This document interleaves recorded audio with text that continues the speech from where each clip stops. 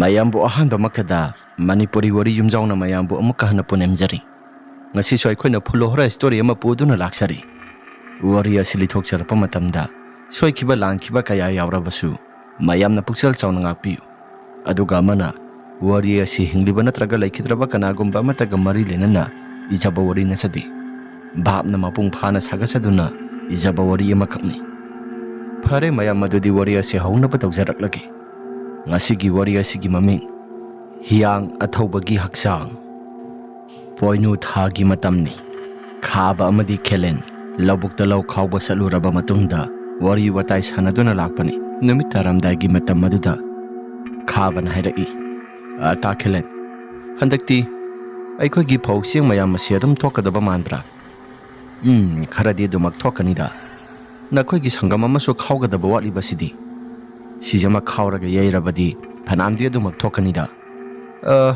no aikoigi babana di ka hena thudongna thok oyana di hairiba ta khelen di sai khudinge dumak khawba yawba yaiba su dumak yawbanina ta khelen khanggadra haidana sum aidi sum da imphalamda dum lairakpanina law khawba se pangna su yawdi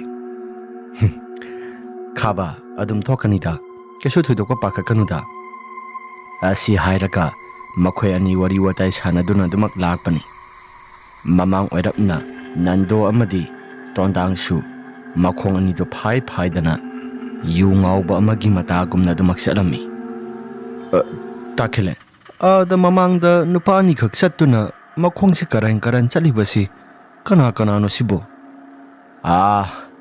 laikai gi nando haiba amaduga aduga tondang hairiba nupa aduga khwaidagi oktaba number 1 da saliba makhoi ani doiram bayai moina kari gumba khara hairaklabasu wa amata ngang bayade ko adum tumina sakadabani as takhelen aidi asi gumba laikai da gunda saba oktaba singa si uba matam de isa si pangsau da sauningi hai manaruba yabanati makhoina gunda hek saraklaba matam dai khoisi makhoina kari gumba amadi itau tawrakadoribani aduna laikai gi miyoi singa siga makhoi ani sikak pakna hekton sinadabani asi haina lakpa matam maduda nando amadi tondangsu wari watai kaya maroma masana duna dumak chatli tondangna laika sidaino sitpa mi amata laiti aina tawningba tawba matamda kanana kari thingadoriba nando sagi udo yamna phaini laika sida so yamna thaiba bentar mayam singasi aikoina thalakpada ngasagi hidak to adumaina phaba ama phak yawraktri adumaina phaba hidak sing asi thamlabadi nungti khudingi sola ge hek thakpa matam dai khoisu isas ining tamna sungawba paisa su kari gumba mata hek pi daba aikoina thakpa sangba bender khudimakta paisa sungpi pi dana lakpa sisu masigi mahau sisu tongan ba madi laine nando sungawri hairai itaw na hairi do sumdi sumba duda migi so karba masa tawjaribani aikoina ngami haibagi matagumna paisa pi dabi lakpa sisu moida aikoina pap langsin boina thokani da bhai nando gi wafama do taba matamda tondangna bhai kari maram gi damakta pap langsin ba thokadoribano hena do moida mahi chawgadoribani yengotu mi amana aram khorang ba polakpa matamda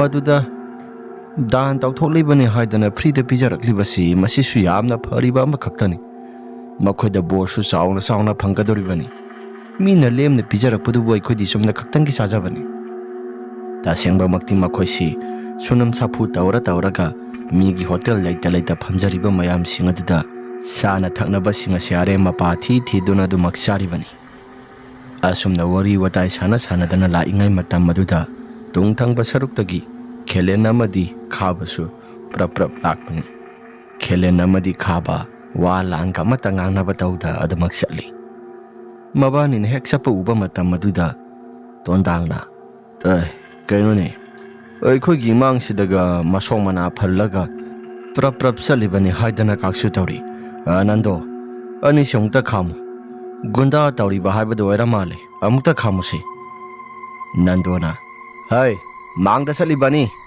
nakhoi ngakta ngaikho ta da bida dumak chatli khelen amadi khaba nandona hai Kauri se tadabra asumna khol ase khara kanba matam maduda mangda satlibani do sap sap lepi ki kakso kirini nando sang makhoi da kai kai yawge haidana siak tawsi aduga makhoi dagi phanglakpa paisa duna aikhoi yu khara doiraba su thaksi yu si ipen pendri aina thalakpa si ngawba su khara halakai asi hairaga nando amadi tondang su prap prap sanglai aduga khaba amadi khelengi manakta hek lokslaklaba matam aduda ibungo tonda akhoi bu khamba bu kari thabak lairagi ta khelen di kadai waida sapirubano ibungo lobuk tami gi loyai basalubani kana gi loyai basaluba ibungo khabo gi loyai basalubani khaba haidi awangi khaba do nang diamna pakhang oiramena hai nang logi mapu oirabadi nang paisa khara yauramgani paisa khara piramu khaba so hanbada wa amata ngangdi tondang namu wa makha tana aina hairi sima siangang simana si tathirabra karino hai sigi na sinang tadabra nang asaidagi ngangi base na si hairaga maron mari pharaga tondang gi nakong aduda kiki lawn hekta namsilai tondang su soning laba male ngakthi saplaga paisa yaudi haidana hairami nakalda leiriba nando su tondang gi ngakthi sapapa matau duda khabada haiphe munna yengi aduga khabada hai ngarang gi ngakha thado nathak ki halda adugumba bebhar utpa yaba nate thado khaba su nando da munna yenglaga hai nabani na tawriba pumnamak singasi laikai gi miyoi singna khanglabadi tap taba makai phugadabani asumne hek haiba matam maduda nandona hoi ngarang gi ngakha laikai sidai khoina phana kuina mamangdagi tawraktuna laglaba thabak mayam asibu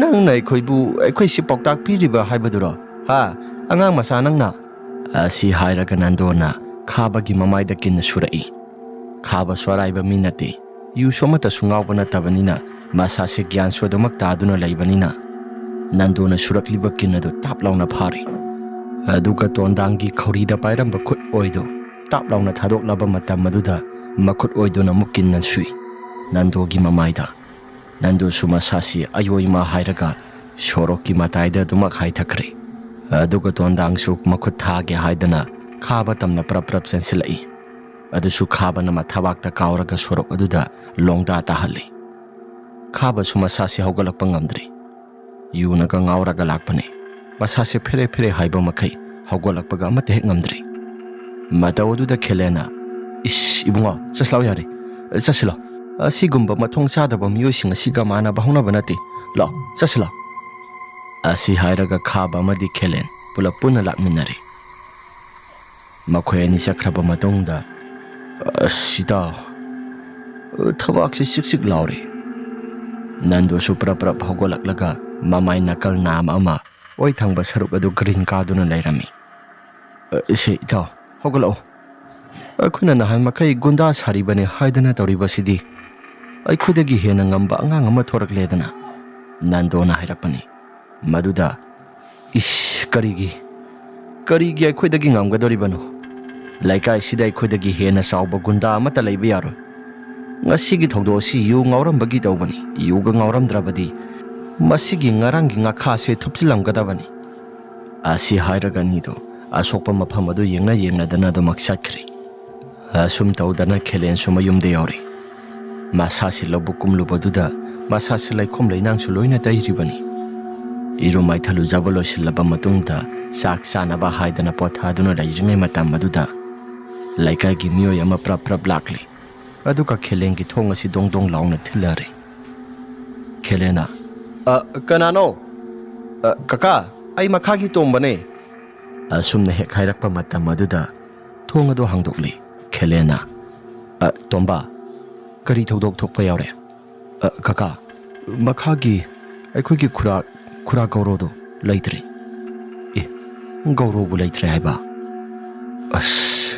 kamaina laitriba kaka BP stroke tawraga laikhidabani ngasai stroke tawraktuna haitharakpani aduda masadu ngamde haidana pukhatpaduda ꯍꯧꯖꯤꯛ ꯅꯨꯃꯤꯠ ꯇꯥꯁꯤꯜꯂꯛꯂꯕ ꯃꯇꯝꯗ ꯂꯩꯇ꯭ꯔꯦ ꯍꯥꯏꯗꯅ ꯑꯩꯈꯣꯏꯁꯤ ꯍꯣꯁꯄꯤꯇꯥꯜꯗꯒꯤ ꯄꯥꯎ ꯐꯥꯎꯔꯛꯄꯅꯤ ꯀꯀꯥ ꯃꯤꯁꯨ ꯀꯌꯥ ꯂꯩꯍꯧꯗꯦ ꯑꯃꯨꯛꯇꯪꯗꯤ ꯂꯥꯛꯄꯤꯌꯨ ꯍꯣꯏ ꯍꯣꯏ ꯂꯥꯛꯀꯦ ꯑꯁꯤ ꯍꯥꯏꯔꯒ ꯇꯣꯝꯕꯗꯣ ꯑꯗꯨꯃꯛ ꯆꯠꯍꯟꯈ꯭ꯔꯦ ꯈꯦꯂꯦꯟꯁꯨ ꯒꯧꯔꯣ ꯂꯩꯇ꯭ꯔꯦ ꯍꯥꯏꯕ ꯄꯥꯎ ꯑꯗꯨ ꯇꯥꯕ ꯃꯇꯝꯗ ꯂꯩꯁꯅꯥ ꯑꯃꯗꯤ ꯃꯍꯥꯛꯀꯤ ꯃꯆꯥꯅꯨꯄꯥ ꯂꯦꯝꯕ ꯃꯗꯨꯗ ꯄꯥꯎ ꯇꯝꯃꯤ ꯇꯥꯕ꯭ꯔꯥ ꯃꯃꯥ ꯃꯈꯥꯒꯤ ꯒꯧꯔꯣꯗꯣ ꯂꯩꯇ꯭ꯔꯦ ꯍꯥꯏ ꯑꯩ ꯍꯥꯏꯐꯦꯠꯇꯪ ꯆꯠꯄꯤꯔꯨꯈꯤꯒꯦ ꯉꯥꯏꯈꯣ ꯆꯥꯛꯁꯤ ꯆꯥꯔꯒ ꯑꯃꯨꯛꯇꯪ ꯒ꯭ꯌꯥꯟ ꯇꯥꯅ ꯆꯠꯈꯤꯕꯅ ꯐꯠꯇ꯭ꯔꯣ ꯆꯥꯛꯇꯣ ꯂꯣꯏꯔꯕ꯭ꯔꯥ ꯂꯣꯏꯔꯦ ꯍꯣꯏꯗ ꯁꯥꯒꯩꯁꯨ ꯄꯨꯟꯗꯕꯅꯤꯅ ꯆꯥꯛ ꯑꯗꯨ ꯒ꯭ꯌꯥꯟ ꯇꯥꯅ ꯆꯥꯔꯒ ꯑꯗꯨꯃꯛ ꯆꯠꯈ꯭ꯔꯒꯦ ꯕꯕꯥ ꯑꯩꯁꯨ ꯂꯥꯛꯎꯔꯥ ꯅꯪ ꯂꯥꯛꯀꯅꯨ ꯅꯪꯗꯤ ꯑꯗꯨꯝ ꯂꯩꯍꯧꯗ ꯑꯍꯤꯡꯒꯤ ꯃꯇꯝꯗ ꯄꯣꯠꯂꯣꯏꯕꯗꯣ ꯑꯗꯨꯝ ꯑꯣꯏꯔꯅꯤꯗ ꯕꯕꯥ ꯍꯧꯖꯤꯛ ꯄꯨꯡ ꯑꯁꯤ ꯀꯌꯥ ꯇꯥꯔꯕꯅꯣ ꯄꯨꯡ 8:30 ꯇꯥꯁꯤꯜꯂꯛꯑꯦ ꯁꯦꯕꯥ ꯇꯧꯕꯕꯨ ꯌꯥꯕꯨ ꯌꯥꯈꯤꯗ꯭ꯔꯥ ꯀꯩꯁꯨ ꯊꯣꯏꯗꯣꯛꯄ ꯇꯧꯔꯣꯏꯗ ꯑꯍꯤꯡꯒꯤ ꯃꯇꯝꯗ ꯂꯦꯜꯂꯒ ꯊꯝꯕꯁꯤ ꯑꯩꯈꯣꯏꯒꯤ ꯂꯩꯀꯥꯏꯒꯤ ꯑꯣꯏꯅ ꯀꯩꯒꯨꯝꯕ ꯑꯃꯠꯇ ꯆꯠꯅꯗꯕꯅꯤ ꯑꯗꯨꯅ ꯁꯦꯕꯥ ꯇꯧꯕꯅꯦ ꯇꯧꯔꯕꯗꯤ ꯃꯃꯥꯡ ꯊꯛꯇꯒꯤ ꯍꯧꯅ ꯑꯍꯤꯡ ꯂꯦꯟꯅ ꯀꯔꯤꯒꯨꯝꯕ ꯑꯃꯠꯇ ꯍꯦꯛ ꯊꯝꯅꯗꯕꯅꯤ ꯐꯅ ꯊꯦꯡꯕ ꯑꯣꯏꯒꯦꯔꯥ ꯉꯟꯕ ꯑꯣꯏꯒꯦꯔꯥ ꯑꯗꯨꯝ ꯁꯦꯕꯥ ꯇꯧꯅꯕꯅꯤ ꯑꯁꯤ ꯍꯥꯏꯔꯒ ꯈꯦꯂꯦꯟꯁꯨ ꯆꯥꯛ ꯑꯗꯨ ꯊꯤꯔꯕ ꯃꯇꯨꯡꯗ ꯄ꯭ꯔꯞ ꯑꯗꯨꯃꯛ ꯆꯥꯔꯦ ꯑꯗꯨꯒ ꯈꯨꯗꯩ ꯃꯆꯥ ꯑꯃ ꯄꯥꯏꯔꯕ ꯃꯇꯨꯡꯗ ꯑꯁꯤꯐꯝꯗ ꯑꯗꯨꯃꯛ ꯆꯠꯈ꯭ꯔꯦ ꯉꯥꯏꯍꯥꯛꯇꯪ ꯂꯩꯔꯕ ꯃꯇꯨꯡ ꯆꯥꯎꯔꯥꯛꯅ ꯄꯨꯡ 9 ꯇꯥꯁꯤꯜꯂꯛꯂꯕ ꯃꯇꯝ ꯑꯗꯨꯗ ꯒꯧꯔꯣꯒꯤ ꯑꯁꯤꯕ ꯍꯛꯆꯥꯡ ꯑꯗꯨꯁꯨ ꯄꯨꯊꯔꯛꯂꯤ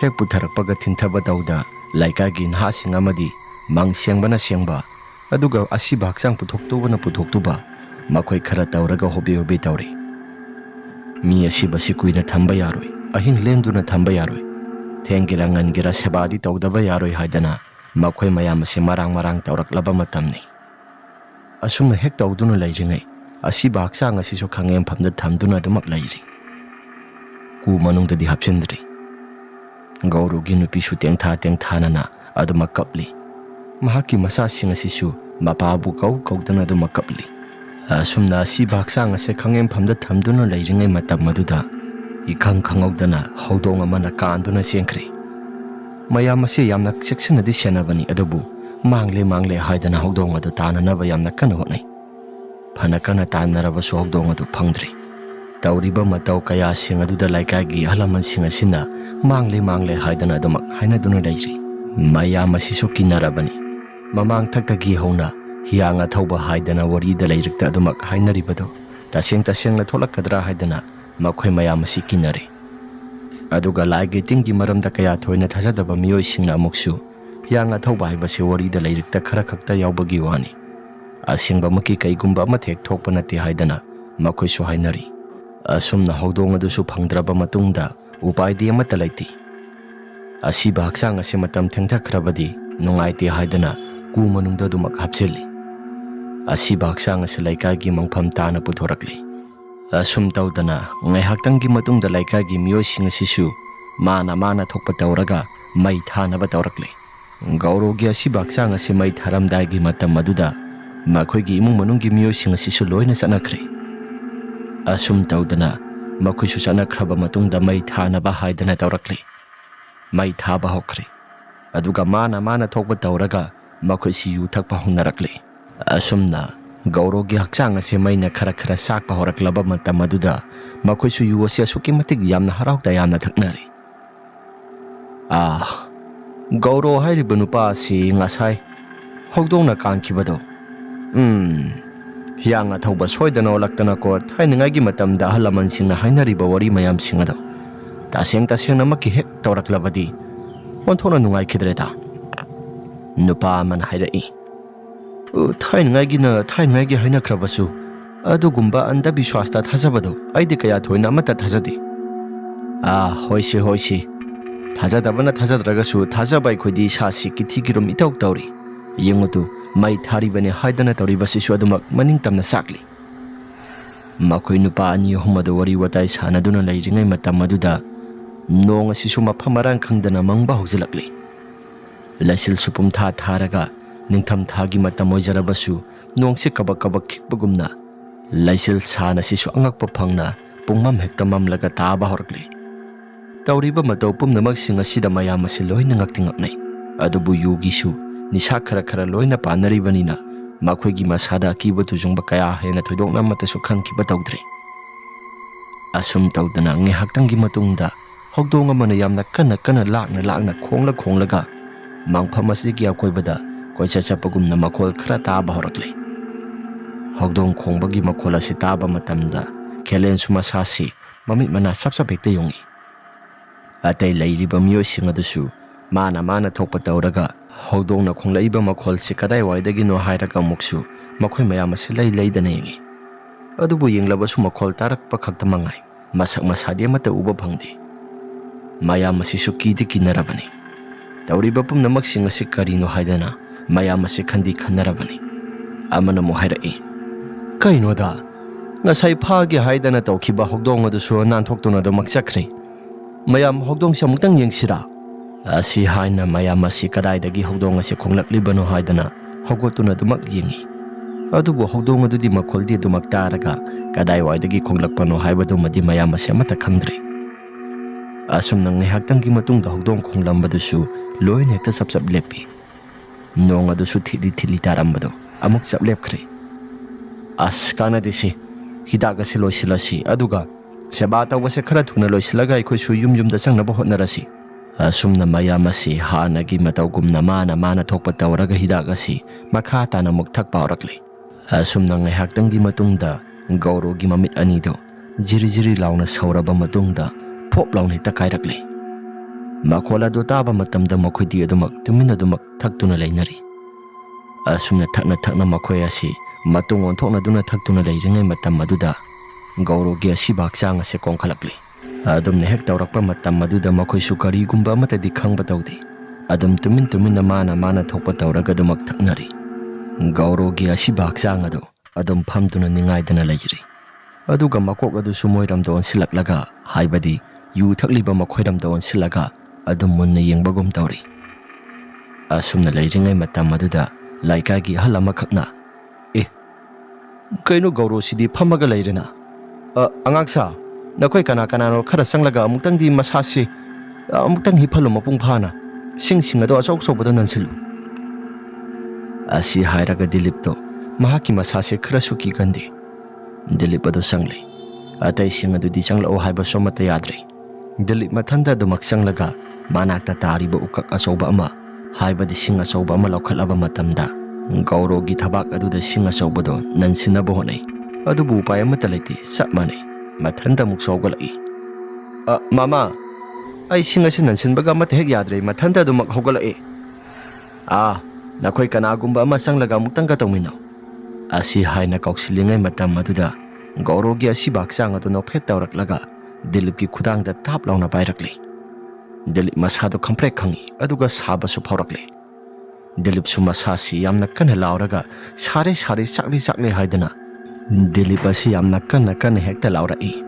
ꯃꯌꯥꯝ ꯑꯁꯤꯁꯨ ꯏꯄꯥ ꯄꯥꯈꯠꯅꯔꯦ꯫ ꯗꯤꯂꯤꯞꯀꯤ ꯃꯅꯥꯛꯇ ꯄ꯭ꯔꯞ ꯆꯪꯉꯛꯏ꯫ ꯗꯤꯂꯤꯞꯀꯤ ꯃꯈꯨꯠ ꯑꯁꯤ ꯁꯥꯔꯦ ꯍꯥꯏꯗꯅ ꯑꯗꯨꯃꯛ ꯇꯧꯏ꯫ ꯒꯧꯔꯣꯒꯤ ꯑꯁꯤꯕ ꯍꯛꯆꯥꯡ ꯑꯗꯨꯁꯨ ꯃꯩꯅ ꯄꯨꯡꯆꯥꯛ ꯆꯥꯛꯂꯒ ꯀꯥꯔꯨꯝ ꯇꯧꯔꯒ ꯃꯃꯤꯠ ꯑꯅꯤꯗꯨꯁꯨ ꯁꯧꯔꯒ ꯑꯗꯨꯃꯛ ꯂꯩ꯫ ꯅꯣꯛꯐꯦꯠ ꯇꯧꯕꯒꯨꯝꯅ ꯃꯌꯥꯗꯨꯁꯨ ꯀꯥꯊꯣꯛꯇꯨꯅ ꯑꯗꯨꯃꯛ ꯂꯩ꯫ ꯃꯌꯥꯝ ꯑꯁꯤꯁꯨ ꯗꯤꯂꯤꯞꯅ ꯇꯧꯔꯤꯕ ꯐꯤꯕꯝ ꯑꯃꯗꯤ ꯒꯧꯔꯣꯒꯤ ꯑꯁꯤꯕ ꯍꯛꯆꯥꯡ ꯑꯗꯨꯅ ꯇꯧꯔꯤꯕ ꯐꯤꯕꯝ ꯑꯗꯨꯁꯨ ꯌꯦꯡꯂꯨꯕ ꯃꯇꯝꯗ ꯃꯁꯥꯁꯤ ꯏꯀꯤꯗ ꯀꯤꯔꯕꯅꯤ꯫ ꯑꯁꯨꯝ ꯇꯧꯗꯅ ꯒꯧꯔꯣꯒꯤ ꯃꯈꯨꯠ ꯑꯗꯨ ꯃꯌꯥꯝ ꯆꯪꯂꯒ ꯋꯥꯀꯛ ꯑꯃꯅ ꯇꯧꯔꯒ ꯐꯨꯗꯣꯛꯂꯦ꯫ ꯃꯗꯨꯒꯤ ꯃꯇꯝꯗ ꯇꯥꯞ ꯂꯥꯎꯅ ꯄꯥꯏꯔꯝꯕꯁꯤꯡ ꯑꯗꯨ ꯈꯪꯊꯥ ꯊꯥꯗꯣꯔꯛꯂꯦ꯫ ꯃꯌꯥꯝ ꯑꯁꯤ ꯗꯤꯂꯤꯞꯀꯤ ꯃꯁꯥꯗꯨ ꯈꯪꯆꯤꯡ ꯆꯤꯡꯊꯣꯛꯂꯒ ꯃꯌꯥꯝ ꯑꯁꯤ ꯄꯨꯂꯞ ꯇꯨꯃꯤꯟꯅꯩ꯫ ꯑꯁꯨꯝꯅ ꯇꯧꯗꯨꯅ ꯂꯩꯔꯤꯉꯩ ꯃꯇꯝ ꯑꯗꯨꯗ ꯅꯣꯡ ꯑꯁꯤꯁꯨ ꯈꯥꯛꯄ ꯂꯥꯎꯕ ꯇꯧꯔꯛꯂꯕ ꯃꯇꯨꯡꯗ ꯍꯧꯗꯣꯡ ꯑꯁꯤꯁꯨ ꯌꯥꯝꯅ ꯀꯟꯅ ꯈꯣꯡꯕ ꯍꯧꯔꯛꯂꯦ꯫ ꯃꯁꯤꯒꯤ ꯇꯥꯟꯖꯥ ꯑꯁꯤꯗ ꯐꯝꯗꯨꯅ ꯂꯩꯔꯤꯕ ꯑꯁꯤꯕ ꯍꯛꯆꯥꯡ ꯒꯧꯔꯣꯒꯤꯗꯣ ꯃꯗꯨ ꯄꯨꯛ ꯍꯧꯒꯠꯂꯛꯂꯕ ꯃꯇꯝ ꯑꯗꯨꯗ ꯃꯩ ꯊꯥꯔꯤꯕ ꯃꯪꯐꯝꯒꯤ ꯂꯩꯔꯤꯕ ꯁꯔꯨꯛ ꯑꯗꯨꯗ ꯆꯣꯡꯊꯗꯨꯅ ꯃꯍꯥꯛꯀꯤ ꯃꯁꯥꯁꯤ ꯃꯩ ꯆꯥꯛꯅ ꯑꯗꯨꯃꯛ ꯆꯦꯟꯈ꯭ꯔꯦ꯫ ꯃꯌꯥꯝ ꯑꯁꯤꯁꯨ ꯀꯤꯕ ꯍꯦꯃꯟꯗꯅ ꯀꯥꯏꯗꯅ ꯍꯦꯛꯇ ꯆꯦꯜꯂꯛꯏ꯫ ꯈꯦꯂꯦꯟꯁꯨ ꯃꯌꯨꯝꯗ ꯑꯗꯨꯃꯛ ꯆꯦꯜꯂꯛꯏ꯫ ꯇꯧꯔꯤꯕ ꯄꯨꯝꯅꯃꯛꯁꯤꯡ ꯑꯁꯤꯗ ꯈꯦꯂꯦꯟꯒꯤ ꯃꯁꯥꯁꯤꯁꯨ ꯍꯨꯃꯥꯡ ꯑꯅꯞꯄꯤ ꯀꯥꯡꯂꯒ ꯃꯁꯥꯁꯤ ꯂꯩꯇꯥꯐꯝ ꯑꯃꯠꯇ ꯈꯪꯗꯅ ꯃꯌꯨꯝ ꯇꯥꯅ ꯑꯗꯨꯃꯛ ꯆꯦꯜꯂꯛꯏ꯫ ꯑꯁꯨꯝꯅ ꯃꯌꯨꯝꯗ ꯂꯥꯛꯂꯕ ꯃꯇꯨꯡꯗ ꯈꯦꯂꯦꯟ ꯃꯁꯥꯁꯤ ꯏꯄꯥ ꯄꯥꯈꯠꯅ ꯇꯍꯥ ꯑꯗꯨꯃꯛ ꯆꯦꯜꯂꯛꯏ꯫ ꯍꯥꯏ, ꯇꯥꯕ꯭ꯔꯥ? ꯂꯩꯁꯅꯥ! ꯑꯁꯤ ꯍꯥꯏꯔꯒ ꯂꯩꯁꯅꯥ ꯍꯥꯏꯔꯒ ꯀꯧꯗꯅ ꯂꯥꯛꯂꯤ꯫ ꯃꯆꯥꯅꯨꯄꯥ ꯂꯦꯝꯕꯁꯨ ꯇꯨꯝꯂꯝꯗ꯭ꯔꯤ꯫ ꯕꯕꯥ, Baba kay haige. Hai, kay haige nate. Ising asing bama puraga lao. Khudaiga. Asi hairaga masanupa lemba su ho hoi hairaga sangkri. Mapagi matau sida kai gumba amadi khan khali. Kaina torisina. Ima. Baba se kaino ma tauraga lao re. Ima. Asi hairaga mama Laisna do hokdokli. Ha, napa kay daure haibano. Baba do iping na lao. Asi hairaga Laisna su prap tholai. Masanupa lemba su ising batin na mapairaga tholakli. Aduga phadi sapon su amata yaudi. Hai, phadi sapon su yoro une. Baba, sapon di hayeng wena nallo. Sigi ising suena sai tharaga dumak tai thoklo. Ho yare. Asi hairaga Kelendo iping na ising ado zwalong na sai thai. Puri pirol sing ado polang kokta yalam laba matungda dumak prap sanglai. Ngihakdang lairaba matungda masasi ingle haidana maipu thagatuna tekli. Aduga mahaki masasi ikaw rubani. Ha, ay di nga say makai kaubu kauturi. Chalo, mama. Yung masige ako'y basi kujulay kham tharaga mutang diwag to. Kay ginuhay si. Kay daw ba yauragi? Ay na hariba si hangakano. Ay na tao hariba tabaga si masida dumaktaw. Ibunga, kok pungaw zarida na ko'y ginapas na tauriba si. Lao, kujulay kham mutang tabiru si. Asi haraga kujulay kham ado may thaba thokri. Ngay haktang lairaba matungda Laisna su sanglai. Aduga may pumanakta nintijana pamthari. Masanupa lemba su pamlai. Laisna na. Moy pabong, kay daw ba yauragi? Nati, migi saba tawni haidana sakraga. Saba taw baloydana halaabro. Ay, wari singa sinakoy da tamlurabadi. Nakoy ginasasi kiti kirum tawraga. Kay gumba ma ipaw kibayay. Aduna wari singa si ay tamdaba na paganida ahingi matam na koisili. Baba, adu numidanggi matam oirabasu baba na kay kino khara thingnar ibado kay daw yauragi. Laisna na yamna pakat na. Nati, miga puna say na batawra abro. Natraga na kay daw yauragi. Hai, kana say na ba puna say na bagiwa kakta sunati. Ngasigi numit asi. Ay na suk yamna kuy na siyaba tawba. Mi amagi may thaba tholakpa matam haibadi mi asiba may thaba tholakpada asigumna thawdo asidi kai gumba amata su thokidri. Laisna na hoi ne dubu haiba kaidawba yaurage. Gaurogi asiba haksang ado may tharibane haidana tawre. Laikagi miyoising asisu mana thokpa tawraga ahingi matamda tharakadoribanina yu asidum thaktuna laibani. Hogdong mayam amana koi khong laga koisen sienbagi makhol yamna tai. Aduga kadai waidano haidana yengba matamdasu kari gumba amatasu uba phangdi. Hogdong khongbasi su sap lepi adubu yu khara ngauna banina ka hena thudona su amata kibadi phawrudi. Aduga ngihaktangi matungda gaurogi asi baksang asi phuk hogolakpagi mataw kumna masasi thekalaga ningaidana phamlaga aikhoi-ramda yenglakpani. Dilip ki masasi manakta sangsilaga asiba haksang adu utup asoba mana nangi haidana yamna kanna hotnabani adubu upai leiti. Mamit adu su sauraga pok launa kaikipagumna. Mamit adu zizi launa hekta sauri. Ngaihaktangi matungda Dilip ki makudang adu pairakpani. Asi hairaga ngasai thokiba wari sing adu loina tamli.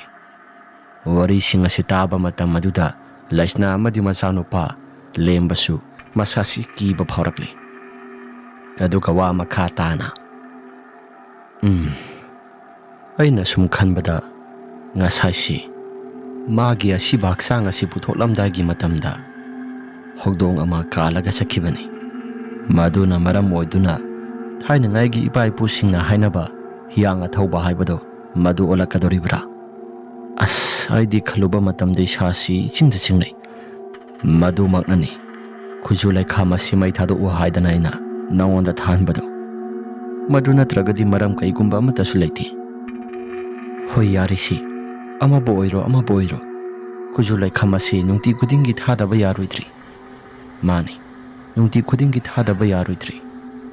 Farisi aikhosu tumnaba tawrasi. Asi hairaga khelengi munung asi aduma isi sina pothanakre.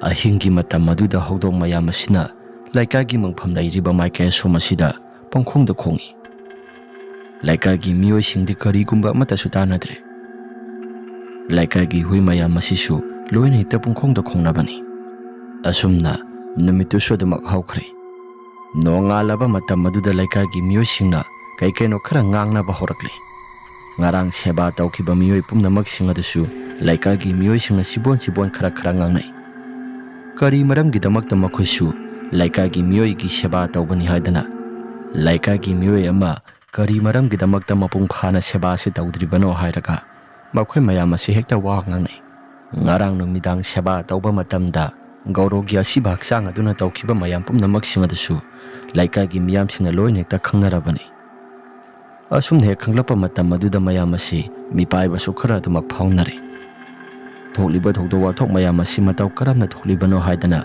ꯃꯌꯥꯝ ꯑꯁꯤꯁꯨ ꯁꯤꯕꯣꯟ ꯉꯥꯡꯅꯩ꯫ ꯃꯌꯥꯝ ꯈꯔꯅ ꯍꯥꯏꯅꯩ ꯍꯤꯌꯥꯡ ꯑꯊꯧꯕ ꯑꯣꯜꯂꯒ ꯇꯧꯈꯤꯕꯅꯤ, ꯑꯗꯨꯒ ꯃꯌꯥꯝ ꯈꯔꯅ ꯍꯥꯏꯅꯩ ꯃꯐꯝ ꯃꯔꯥꯡ ꯈꯪꯗꯅ ꯃꯈꯣꯏꯅ ꯁꯦꯕꯥ ꯇꯧꯔꯤꯕꯅꯤ ꯍꯥꯏꯗꯅ ꯇꯧꯔꯒ ꯃꯩ ꯑꯁꯤ ꯃꯐꯝ ꯃꯔꯥꯡ ꯈꯪꯗꯅ ꯃꯈꯣꯏ ꯃꯌꯥꯝ ꯃꯥꯟꯅꯔꯒ ꯃꯨꯊꯠꯂꯒ ꯑꯁꯤꯕ ꯍꯛꯆꯥꯡ ꯑꯁꯤ ꯇꯨꯔꯦꯜꯗ ꯂꯪꯊꯣꯛꯈ꯭ꯔꯕ꯭ꯔꯥ ꯍꯥꯏꯔꯒ ꯃꯌꯥꯝ ꯈꯔꯅ ꯐꯠꯇꯅꯁꯨ ꯉꯥꯡꯅꯩ꯫ ꯑꯁꯨꯝ ꯇꯧꯗꯅ ꯃꯌꯥꯝ ꯑꯁꯤ ꯁꯤꯕꯣꯟ ꯈꯔ ꯉꯥꯡꯕ ꯍꯧꯅꯔꯛꯂꯕꯅꯤ꯫ ꯑꯁꯨꯝ ꯇꯧꯗꯅ ꯒꯧꯔꯣꯁꯤ ꯍꯦꯛ ꯁꯤꯈꯤꯕ ꯃꯇꯨꯡꯗ ꯂꯩꯀꯥꯏꯒꯤ ꯃꯤꯑꯣꯏꯁꯤꯡ ꯑꯁꯤ ꯈꯔ ꯀꯤꯅꯕ ꯐꯥꯎꯔꯗꯨꯅ ꯌꯨꯝꯗꯒꯤ ꯃꯄꯥꯜ ꯑꯃꯠꯇ ꯍꯦꯛ ꯊꯣꯛꯅꯗ꯭ꯔꯕꯅꯤ꯫ ꯅꯣꯡꯃ ꯅꯨꯃꯤꯠ ꯑꯃꯗꯤ ꯅꯟꯗꯣ ꯑꯃꯗꯤ ꯇꯣꯟꯗꯥ ꯂꯩꯀꯥꯏꯁꯤꯗ ꯌꯨꯒꯤ ꯅꯤꯁꯥꯗ ꯏꯉꯥꯎ ꯉꯥꯎꯕ ꯃꯈꯩ ꯃꯈꯣꯏꯁꯨ ꯑꯍꯤꯡꯒꯤ ꯃꯇꯝ ꯑꯗꯨꯗ ꯐꯦꯔꯦ ꯍꯥꯏꯕ ꯃꯈꯩ ꯁꯣꯔꯣꯛ ꯁꯤꯟꯕ ꯊꯨꯡꯅ ꯍꯥꯏꯗꯨꯅ ꯑꯗꯨꯃꯛ ꯂꯥꯛꯏ꯫ ꯃꯈꯣꯏꯁꯨ ꯃꯁꯥꯗ ꯒꯨꯟꯗꯥ ꯑꯃꯅꯤ ꯍꯥꯏꯗꯅ ꯃꯁꯥꯁꯤ ꯏꯆꯥꯎ ꯆꯥꯎꯊꯣꯛꯄ ꯃꯈꯩ ꯌꯨꯒꯤ ꯅꯤꯁꯥꯁꯨ ꯏꯉꯥꯎ ꯉꯥꯎꯅ ꯑꯗꯨꯃꯛ ꯂꯥꯛꯄꯅꯤ꯫ ꯇꯣꯟꯗꯥꯡꯅ ꯍꯥꯏꯔꯛꯏ, ꯏꯇꯥꯎ ꯅꯟꯗꯣ, ꯅꯍꯥꯟ ꯁꯤꯒꯤ ꯈꯥꯕ ꯍꯥꯏꯕ꯭ꯔꯥ ꯀꯔꯤꯅꯣ ꯃꯗꯨꯒꯤ ꯑꯉꯥꯡ ꯑꯗꯨꯅ ꯏꯕꯥꯅꯤꯗ ꯈꯨꯠ ꯊꯥꯔꯤꯕꯅꯤ ꯍꯥꯏꯗꯅ ꯇꯧꯈꯤꯕꯗꯣ, ꯃꯗꯨꯒꯤ ꯂꯃꯟ ꯑꯗꯨ ꯑꯩꯗꯤ ꯑꯃꯨꯛꯇꯪꯗꯤ ꯁꯤꯡꯕꯗꯤ ꯄꯥꯝꯃꯤꯗ ꯏꯇꯥꯎ꯫ ꯅꯟꯗꯣꯅ, ꯅꯪꯗ ꯅꯠꯇꯦ ꯑꯩꯁꯨꯅꯤ, ꯑꯩꯁꯨ ꯂꯃꯟ ꯁꯤꯡꯕ ꯄꯥꯝꯃꯤ꯫ ꯑꯗꯣ ꯂꯃꯟ ꯁꯤꯡꯕ ꯄꯥꯝꯃꯤ ꯍꯥꯏꯗꯅ ꯑꯁꯦꯡꯕ ꯇꯥꯟꯖꯥ ꯌꯦꯡꯒꯗꯕꯗꯣ, ꯃꯗꯨꯒꯤ ꯇꯥꯟꯖꯥꯗꯨꯁꯨ ꯑꯩꯈꯣꯏꯗ ꯏꯐꯪ ꯐꯪꯒꯗꯕ ꯃꯥꯟꯗꯦ꯫ ꯏꯇꯥꯎ, ꯀꯩꯒꯤ ꯇꯥꯟꯖꯥ ꯐꯪꯉꯣꯏꯗꯕꯅꯣ? ꯐꯪꯒꯅꯤ, ꯑꯁꯦꯡꯕ ꯇꯥꯟꯖꯥ ꯌꯦꯡꯂꯒ ꯐꯨꯒꯗꯕꯅꯤ꯫ ꯑꯗꯨ ꯏꯇꯥꯎ, ꯑꯇꯩ ꯂꯥꯏꯔꯤ ꯍꯟꯗꯛ ꯃꯔꯛ ꯂꯩꯀꯥꯏꯁꯤꯗ ꯀꯩꯅꯣ ꯍꯤꯌꯥꯡ ꯑꯊꯧꯕ ꯊꯣꯛꯂꯦ ꯍꯥꯏꯕ꯭ꯔꯥ ꯀꯔꯤꯅꯣ, ꯑꯍꯤꯡ ꯈꯨꯗꯤꯡꯒꯤ ꯍꯦꯛ ꯀꯞꯄꯒꯤ ꯃꯈꯣꯜ ꯌꯥꯝꯅ ꯇꯥꯏ, ꯍꯧꯗꯣꯡꯅ ꯌꯥꯝꯅ ꯀꯞꯄꯒꯤ ꯃꯈꯣꯜ ꯌꯥꯝꯅ ꯇꯥꯏ ꯍꯥꯏꯗꯅ ꯉꯥꯡꯅꯔꯤꯕꯁꯤꯡ ꯑꯁꯤ ꯅꯪꯗꯤ ꯑꯃꯠꯇ ꯈꯪꯗꯕ꯭ꯔꯥ? ꯇꯣꯟꯗꯥꯡꯅ ꯌꯥꯝꯅ ꯁꯥꯎꯅ, ꯑꯩ ꯄꯣꯛꯂꯛꯄ ꯃꯇꯝꯗ ꯑꯀꯤꯕ ꯍꯥꯏꯕ ꯄꯣꯠꯁꯛ ꯑꯗꯣ, ꯃꯗꯨꯒꯤ ꯄꯣꯠꯁꯛꯇꯨꯃꯗꯤ ꯑꯩ ꯁꯥꯕ ꯀꯥꯎꯔꯛꯂꯕ ꯃꯥꯜꯂꯦ, ꯑꯀꯤꯕ ꯑꯃꯠꯇꯁꯨ ꯌꯥꯎꯗꯦ꯫ ꯑꯁꯤ ꯍꯥꯏꯔꯒ ꯇꯣꯟꯗꯥꯡꯅ ꯀꯩꯅꯣ ꯋꯥ ꯈꯔꯁꯨ ꯉꯥꯡꯗꯨꯅ ꯂꯩꯔꯝꯃꯤ꯫ ꯑꯗꯨꯒ ꯋꯥ ꯃꯈꯥ ꯇꯥꯅ ꯑꯁꯨꯝꯅ ꯑꯃꯨꯛ ꯍꯥꯏꯔꯛꯏ, ꯌꯦꯡꯉꯣ, ꯃꯌꯥꯝꯅ ꯊꯣꯛꯏ ꯍꯥꯏꯅꯔꯤꯕ ꯍꯤꯌꯥꯡ ꯑꯊꯧꯕ ꯍꯥꯏꯕꯗꯣ ꯑꯩ ꯊꯦꯡꯅꯒꯦ꯫ ꯒꯧꯔꯣ ꯍꯥꯏꯕ ꯅꯠꯇ꯭ꯔꯣ ꯃꯍꯥꯛꯀꯤ ꯃꯃꯤꯡ ꯑꯗꯣ? ꯒꯧꯔꯣ, ꯊꯣꯛꯂꯛꯎ, ꯅꯪ ꯍꯧꯖꯤꯛ ꯑꯩꯒꯤ ꯏꯃꯥꯡꯗ ꯊꯣꯛꯂꯛꯎ꯫ ꯑꯁꯤ ꯍꯥꯏꯔꯒ ꯇꯣꯟꯗꯥꯡ ꯑꯗꯣ ꯌꯥꯝꯅ ꯀꯟꯅ ꯍꯦꯛꯇ ꯂꯥꯎꯔꯛꯏ꯫ ꯇꯧꯔꯤꯕ ꯄꯨꯝꯅꯃꯛꯁꯤꯡ ꯑꯁꯤꯗ ꯇꯣꯟꯗꯥꯡꯁꯨ ꯃꯍꯥꯛꯀꯤ ꯃꯁꯥꯁꯤ ꯑꯀꯤꯕ ꯑꯃꯠꯇ ꯍꯦꯛ ꯌꯥꯎꯗꯅ ꯑꯗꯨꯃꯛ ꯂꯥꯎꯔꯤꯕꯅꯤ꯫ ꯑꯁꯣꯝꯗꯅ ꯅꯟꯗꯣꯅ, ꯀꯩꯅꯣ ꯏꯇꯥꯎ, ꯅꯪꯕꯨ ꯉꯥꯎꯔꯕ꯭ꯔꯣ? ꯂꯩꯀꯥꯏꯒꯤ ꯃꯤꯌꯥꯝꯁꯤꯡꯅ ꯇꯥꯔꯒ ꯑꯩꯈꯣꯏꯕꯨ ꯉꯥꯎꯕꯅꯤ ꯍꯥꯏꯅ ꯈꯜꯂꯣꯏꯗ꯭ꯔꯣ? ꯍꯦꯔꯥ ꯏꯇꯥꯎ, ꯈꯟꯅꯤꯡꯕ ꯈꯟꯁꯅꯨ, ꯃꯋꯥ ꯑꯃꯠꯇ ꯂꯧꯗꯦ ꯍꯥꯏꯁꯤꯅꯤ꯫ ꯑꯁꯤ ꯍꯥꯏꯔꯒ ꯇꯣꯟꯗꯥꯡꯅ ꯃꯍꯥꯛꯀꯤ ꯆꯠꯃꯤꯟꯅꯔꯤꯕ ꯃꯃꯥꯟꯅꯕ ꯅꯟꯗꯣ ꯑꯗꯨꯗ ꯈꯨꯝꯂꯝꯃꯤ꯫ ꯑꯁꯨꯝ ꯇꯧꯗꯅ ꯉꯥꯏꯍꯥꯛꯇꯪꯒꯤ ꯃꯇꯨꯡ ꯅꯟꯗꯣꯁꯤꯁꯨ ꯋꯥꯈꯜꯗ ꯀꯩꯒꯨꯝꯕ ꯑꯃꯗꯤ ꯈꯜꯂꯤ꯫ ꯑꯗꯨꯒ ꯃꯃꯥꯟꯅꯕ ꯆꯠꯃꯤꯟꯅꯔꯤꯕ ꯇꯣꯟꯗꯥꯡꯗ ꯑꯁꯨꯝꯅ ꯍꯥꯏꯔꯛꯏ, ꯏꯇꯥꯎ, ꯑꯩꯈꯣꯏꯕꯨ ꯌꯨꯝꯒ ꯌꯧꯕ ꯉꯝꯂꯣꯏꯗ꯭ꯔꯤꯕ꯭ꯔꯣ? ꯅꯟꯗꯣꯒꯤ ꯋꯥꯐꯝ ꯑꯗꯨ ꯇꯥꯕ ꯃꯇꯝꯗ ꯇꯣꯟꯗꯥꯡꯅ, ꯏꯇꯥꯎ, ꯅꯨꯄꯥ ꯑꯣꯟꯊꯣꯛꯅ ꯃꯥꯟꯈꯤꯗ꯭ꯔꯦꯗ, ꯍꯦꯔꯥ ꯏꯕꯣ ꯅꯪꯁꯨ꯫ ꯑꯁꯤ ꯍꯥꯏꯔꯒ ꯃꯕꯥꯅꯤꯁꯤ ꯑꯗꯨꯃꯛ ꯆꯠꯃꯤꯟꯅꯩ꯫ ꯉꯥꯏꯍꯥꯛꯇꯪ ꯂꯩꯔꯕ ꯃꯇꯨꯡꯗ ꯂꯩꯀꯥꯏ ꯑꯁꯤꯗ ꯂꯩꯔꯤꯕ ꯂꯝꯕꯤ ꯄꯔꯦꯡ ꯅꯥꯛꯌꯦꯛ ꯊꯪꯕ ꯁꯔꯨꯛ ꯑꯗꯣꯝꯗ ꯂꯩꯔꯤꯕ ꯈꯣꯡꯕꯥꯟ ꯄꯔꯦꯡꯁꯤꯡ ꯑꯗꯨꯗ ꯍꯧꯗꯣꯡ ꯃꯌꯥꯝꯅ ꯈꯣꯡꯗꯅ ꯀꯣꯏꯆꯦꯟ ꯆꯦꯟꯕꯒꯤ ꯃꯈꯣꯜ ꯑꯃ ꯇꯥꯕ ꯍꯧꯔꯛꯂꯤ꯫ ꯃꯈꯣꯜ ꯃꯌꯥꯝ ꯑꯁꯤ ꯇꯥꯕ ꯃꯇꯝꯗ ꯅꯟꯗꯣꯗꯤ ꯃꯁꯥꯁꯤ ꯀꯤꯕꯅꯁꯨ ꯌꯥꯔꯛꯇ꯭ꯔꯕꯅꯤ꯫ ꯇꯣꯟꯗꯥꯡꯅ, ꯀꯥꯏꯗꯒꯤ ꯍꯧꯗꯣꯡꯅꯣ? ꯑꯩꯈꯣꯏꯒꯤ ꯂꯝꯕꯤ ꯃꯇꯥꯏꯁꯤꯗ ꯈꯣꯡꯂꯤꯕ ꯍꯧꯗꯣꯡ ꯃꯌꯥꯝ ꯑꯁꯤ ꯀꯗꯥꯏꯋꯥꯏꯗꯒꯤ ꯍꯧꯗꯣꯡꯅꯣ? ꯑꯁꯤ ꯍꯥꯏꯅ ꯇꯣꯟꯗꯥꯡꯅ ꯌꯥꯝꯅ ꯀꯟꯅ ꯍꯧꯗꯣꯡꯁꯤꯡ ꯑꯗꯨꯗ ꯆꯩꯔꯝꯃꯤ꯫ ꯍꯩ, ꯀꯥꯏꯗꯒꯤ ꯍꯧꯗꯣꯡꯁꯤꯡꯅꯣ? ꯊꯣꯔꯥꯏ ꯃꯆꯥ ꯁꯥ, ꯆꯠꯂꯣ! ꯑꯁꯤ ꯍꯥꯏꯔꯒ ꯆꯩ꯫ ꯍꯧꯗꯣꯡꯁꯤꯡ ꯑꯗꯨꯁꯨ ꯑꯗꯨꯝ ꯇꯨꯃꯤꯟ ꯑꯗꯨꯝ ꯂꯩꯈ꯭ꯔꯦ꯫ ꯑꯁꯨꯝꯅ ꯉꯥꯏꯍꯥꯛꯇꯪꯒꯤ ꯃꯇꯨꯡꯗ ꯅꯦꯅꯥ ꯇꯥꯅ ꯑꯃꯨꯛ ꯆꯠꯂꯤ ꯅꯟꯗꯣꯗꯤ ꯃꯁꯥꯁꯤ ꯀꯤꯊꯤ ꯀꯤꯔꯨꯝ ꯇꯧꯔꯒ ꯑꯗꯨꯃꯛ ꯆꯠꯂꯤ ꯑꯁꯨꯝꯅ ꯉꯥꯏꯍꯥꯛꯇꯪ ꯂꯩꯔꯕ ꯃꯇꯨꯡꯗ ꯃꯈꯣꯏ ꯑꯅꯤꯒꯤ ꯃꯃꯥꯡꯗ ꯀꯅꯥꯒꯨꯝꯕ ꯑꯃ ꯇꯞꯅ ꯇꯞꯅ ꯆꯠꯂꯤꯕꯗꯨ ꯃꯗꯨ ꯎꯔꯛꯂꯤ ꯇꯣꯟꯗꯥꯡꯅ ꯍꯥꯟꯅ ꯎꯔꯛꯄꯅꯤ ꯏꯇꯥꯎ ꯑꯁꯥꯏꯗ ꯆꯠꯂꯤꯕ ꯃꯤꯁꯛ ꯑꯁꯤꯕꯨ ꯀꯅꯥꯅꯣ ꯅꯟꯗꯣꯅ ꯏꯇꯥꯎ ꯀꯅꯥꯅꯣ ꯁꯤꯗꯤ ꯇꯣꯟꯗꯥꯡꯅ ꯑꯩꯁꯨ ꯈꯪꯗꯦ ꯅꯟꯗꯣꯅ ꯏꯇꯥꯎ ꯀꯅꯥꯅꯣ ꯑꯃꯨꯛꯇꯪꯗꯤ ꯌꯦꯡꯁꯤꯔꯥ ꯅꯟꯗꯣꯅ ꯍꯥꯏꯔꯛꯏ ꯌꯦꯡꯁꯤ ꯑꯩ ꯀꯅꯥꯅꯣ ꯍꯥꯏꯗꯅ ꯑꯃꯨꯛꯇꯪ ꯌꯦꯡꯒꯦ ꯑꯁꯤ ꯍꯥꯏꯗꯅ ꯇꯣꯟꯗꯥꯡꯅ ꯄꯔꯞ ꯆꯪꯁꯤꯜꯂꯤ ꯑꯗꯨꯒ ꯃꯥꯡꯗ ꯆꯠꯂꯤꯕ ꯃꯤꯁꯛ ꯑꯗꯨ ꯀꯅꯥꯅꯣ ꯍꯥꯏꯗꯅ ꯂꯦꯡꯖꯨꯝ ꯑꯗꯨꯗ ꯇꯥꯞ ꯂꯥꯎꯅ ꯄꯥꯏꯔꯒ ꯃꯃꯥꯏ ꯂꯩꯊꯣꯔꯛꯄ ꯃꯇꯝ ꯑꯗꯨꯗ ꯒꯧꯔꯣꯒꯤ ꯑꯁꯤꯕ ꯐꯤꯕꯝ ꯏꯀꯥꯏ ꯀꯥꯏꯔꯕ ꯃꯃꯤꯠ ꯃꯅꯥ ꯑꯃꯠꯇ ꯌꯥꯎꯗ꯭ꯔꯕ ꯐꯤꯕꯝ ꯑꯗꯨ ꯃꯗꯨ ꯑꯣꯏꯔꯝꯃꯤ ꯃꯗꯨ ꯑꯣꯏꯔꯝꯕꯗꯨꯗ ꯇꯣꯟꯗꯥꯡ ꯃꯁꯥꯁꯤ ꯀꯤꯊꯤ ꯀꯤꯔꯨꯝ ꯇꯧꯔꯒ ꯃꯁꯥꯁꯤ ꯊꯛ ꯊꯛ ꯅꯤꯛꯂꯤ ꯅꯟꯗꯣꯅ ꯏꯇꯥꯎ ꯌꯨꯝꯗ ꯈꯔ ꯊꯨꯅ ꯆꯠꯁꯤ ꯏꯇꯥꯎ ꯌꯨꯝꯗ ꯈꯔ ꯊꯨꯅ ꯑꯁꯤ ꯍꯥꯏꯔꯒ ꯇꯣꯟꯗꯥꯡꯁꯨ ꯆꯦꯟꯒꯦ ꯍꯥꯏꯗꯅ ꯇꯧꯏ ꯑꯗꯨꯕꯨ ꯇꯣꯟꯗꯥꯡꯅ ꯆꯦꯟꯒꯦ ꯍꯥꯏꯗꯅ ꯍꯦꯛ ꯇꯧꯔꯤꯕꯗꯨꯁꯨ ꯎꯄꯥꯏ ꯑꯃꯠꯇ ꯍꯦꯛ ꯂꯩꯔꯝꯗꯦ ꯃꯍꯥꯛꯀꯤ ꯃꯈꯨꯠ ꯑꯗꯨꯗ ꯇꯥꯞ ꯂꯥꯎꯅ ꯄꯥꯏꯔꯛꯂꯤ ꯁꯔꯨ ꯁꯔꯥꯡ ꯃꯥꯜꯂꯕ ꯃꯤ ꯑꯁꯤꯕꯒꯤ ꯍꯛꯆꯥꯡ ꯀꯕꯛ ꯀꯕꯛ ꯆꯥꯛꯂꯕ ꯍꯛꯆꯥꯡ ꯑꯗꯨꯅ ꯇꯥꯞ ꯂꯥꯎꯅ ꯄꯥꯏꯔꯒ ꯈꯥꯝꯈ꯭ꯔꯦ ꯅꯟꯗꯣꯗꯤ ꯃꯍꯥꯛꯀꯤ ꯍꯛꯆꯥꯡ ꯑꯁꯤ ꯀꯟꯅꯕꯒꯤꯗꯃꯛꯇ ꯀꯣꯏꯆꯦꯟ ꯆꯦꯟꯗꯨꯅ ꯑꯗꯨꯃꯛ ꯃꯊꯋꯥꯏꯗꯕꯨ ꯍꯤꯡꯂꯕꯗꯤ ꯍꯥꯏꯗꯅ ꯑꯗꯨꯃꯛ ꯆꯦꯟꯈ꯭ꯔꯦ ꯇꯣꯟꯗꯥꯡꯗꯤ ꯃꯍꯥꯛ ꯃꯊꯟꯇ ꯈꯛꯇ ꯂꯩꯍꯧꯔꯤ ꯑꯁꯨꯝꯅ ꯇꯣꯟꯗꯥꯡꯅ ꯑꯩꯒꯤ ꯊꯋꯥꯏꯗꯗꯤ ꯀꯟꯕꯤꯌꯨ ꯍꯥꯏꯗꯅ ꯌꯥꯝꯅ ꯀꯟꯅ ꯍꯥꯏꯖꯩ ꯑꯗꯨꯕꯨ ꯎꯄꯥꯏ ꯂꯩꯇ꯭ꯔꯤ ꯇꯣꯟꯗꯥꯡꯒꯤ ꯃꯈꯨꯠ ꯑꯁꯤ ꯌꯥꯝꯅ ꯀꯟꯅ ꯆꯤꯡꯂꯕ ꯃꯇꯨꯡꯗ ꯐꯨꯛꯇꯣꯛꯂꯤ ꯇꯣꯟꯗꯥꯡꯁꯨ ꯑꯍꯤꯡꯒꯤ ꯃꯇꯝ ꯑꯗꯨꯗ ꯌꯥꯝꯅ ꯀꯟꯅ ꯂꯥꯎꯏ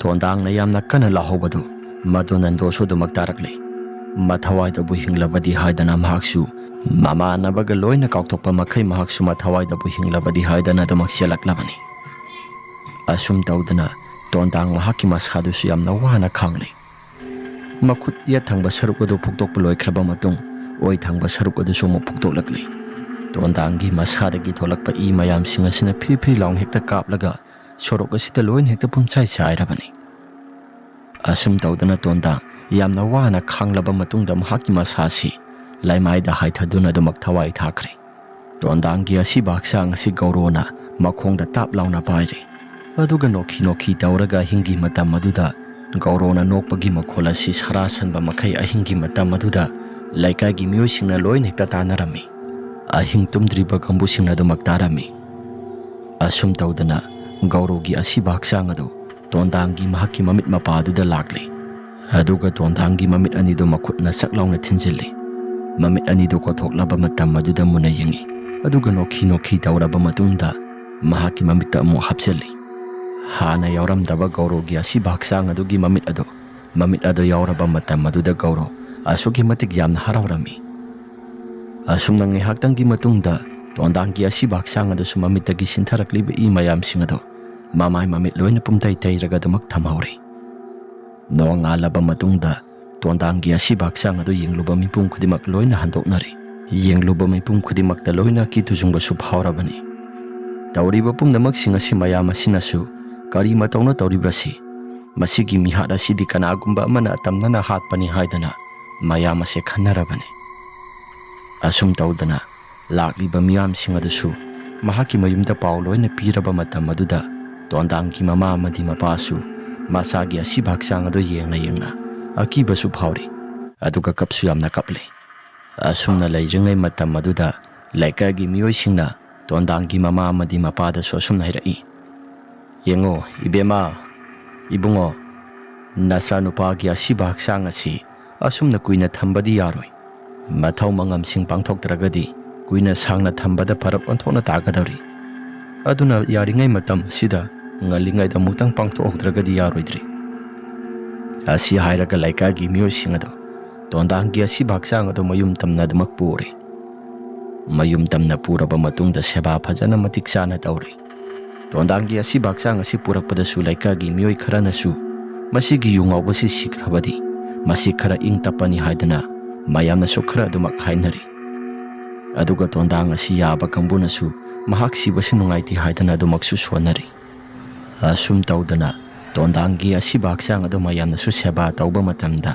ꯑꯉꯛꯄꯁꯨ ꯑꯗꯨꯃꯛ ꯐꯥꯎꯅꯩ ꯃꯍꯥꯛꯀꯤ ꯈꯨꯁꯤ ꯑꯁꯤ ꯌꯦꯡꯂꯨꯕ ꯃꯇꯝꯗ ꯀꯤꯁꯨ ꯌꯥꯝꯅ ꯀꯤꯅꯩ ꯇꯣꯟꯗꯥꯡꯒꯤ ꯑꯁꯤꯕ ꯍꯛꯆꯥꯡ ꯑꯁꯤ ꯄꯣꯠꯂꯣꯏꯕ ꯂꯣꯏꯁꯤꯜꯂꯕ ꯃꯇꯨꯡꯗ ꯃꯥꯒꯤ ꯃꯌꯨꯝꯁꯤꯡꯗ ꯑꯗꯨꯃꯛ ꯍꯟꯅꯔꯛꯂꯦ꯫ ꯑꯁꯨꯝ ꯇꯧꯗꯅ ꯅꯣꯡꯃꯒꯤ ꯈꯔ ꯃꯇꯝ ꯑꯁꯤ ꯍꯧꯈ꯭ꯔꯦ꯫ ꯗꯤꯂꯤꯞ ꯑꯃꯗꯤ ꯃꯍꯥꯛꯀꯤ ꯃꯃꯥ ꯄꯨꯂꯞ ꯄꯨꯟꯅ ꯆꯥꯛ ꯆꯥꯃꯤꯟꯅꯗꯨꯅ ꯂꯩꯔꯤ꯫ ꯅꯨꯃꯤꯗꯥꯡꯒꯤ ꯃꯇꯝ ꯄꯨꯡ 8:30 ꯇꯥꯁꯤꯜꯂꯛꯂꯕꯅꯤ꯫ ꯊꯣꯡ ꯑꯁꯤ ꯀꯅꯥꯒꯨꯝꯕ ꯑꯃꯅ ꯊꯤꯜꯂꯛꯂꯦ, ꯑꯗꯨꯒ ꯊꯣꯡ ꯑꯁꯤ ꯍꯥꯡꯂꯣ ꯍꯥꯏꯗꯅ ꯌꯥꯝꯅ ꯀꯟꯅ ꯍꯦꯛꯇ ꯂꯥꯎꯔꯛꯂꯦ꯫ ꯑꯍꯥꯟꯕꯗ ꯗꯤꯂꯤꯞꯅ, "ꯏꯃꯥ, ꯀꯅꯥ ꯑꯣꯏꯔꯤꯖꯥꯠꯅꯣ?" "ꯏꯕꯨꯡꯉꯣ, ꯑꯩꯁꯨ ꯈꯪꯗꯦ." "ꯏꯃꯥ, ꯑꯩ ꯍꯥꯏꯐꯦꯠꯇꯪ ꯊꯣꯛꯂꯒ ꯌꯦꯡꯂꯨꯒꯦ." "ꯏꯕꯨꯡꯉꯣ, ꯊꯣꯛꯈ꯭ꯔꯅꯨꯕ. ꯈꯨꯗꯣꯡꯊꯤꯕ ꯃꯌꯥꯝ ꯑꯃ ꯊꯣꯛꯇꯨꯅꯁꯨ ꯂꯩꯔꯤ, ꯑꯗꯨꯒ ꯂꯩꯀꯥꯏꯁꯤꯗ ꯀꯩꯅꯣ ꯈꯔꯁꯨ ꯀꯣꯏꯆꯦꯟ ꯆꯦꯟꯅꯗꯨꯅ ꯂꯩ ꯍꯥꯏꯗꯅ ꯂꯩꯀꯥꯏꯒꯤ ꯃꯤꯑꯣꯏꯁꯤꯡꯅꯁꯨ ꯅꯤꯡꯐꯨ ꯉꯥꯡꯅꯩ." "ꯏꯃꯥ, ꯀꯩꯁꯨ ꯇꯧꯔꯣꯏ. ꯑꯩ ꯍꯥꯏꯐꯦꯠꯇꯪ ꯊꯣꯛꯂꯒ ꯌꯦꯡꯂꯨꯒꯦ."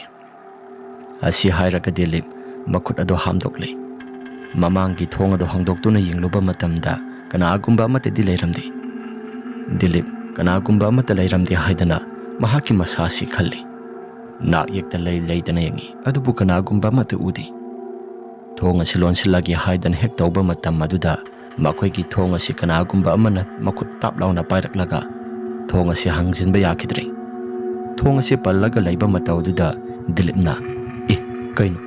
ꯊꯣꯡ ꯑꯁꯤ ꯀꯗꯥꯏꯋꯥꯏꯗ ꯄꯜꯂꯤꯕ?"